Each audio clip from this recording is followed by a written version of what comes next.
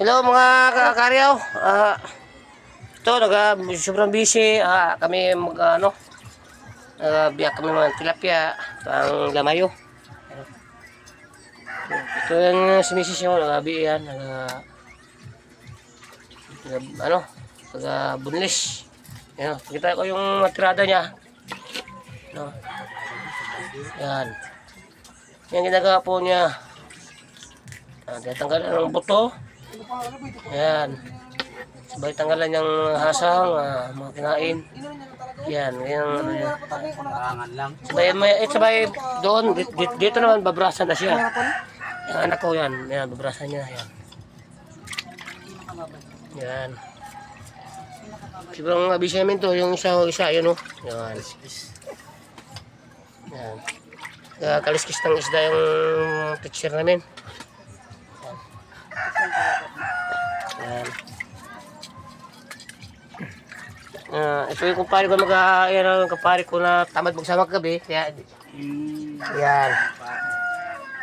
Yung mga kinain nila yun, kinain nila. Yan.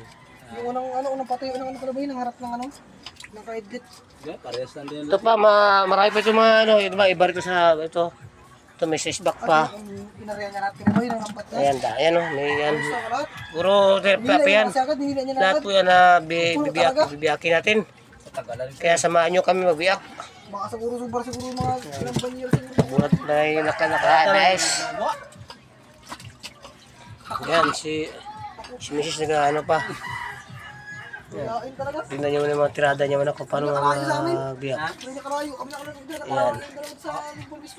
Ayan. Tanggalan ng asang. Ayan. Kung hindi kami magtulong-tulungan dito, matapos na ibunbis kasi ito.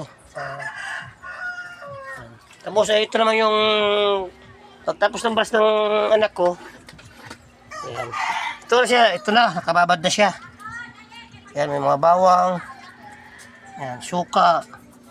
Kaminta. Kompleto, ano na po yan. Kompleto ricado na. Ayan. Ano? Medyo maganda naman ng panahon, mainit-init. Puting bilad lang, pwede nagapak na. Ayan si Mrs.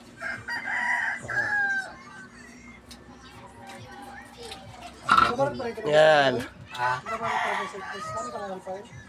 Sabing maganda pagka yan, babrasan na lang siya. Yan o. Yan.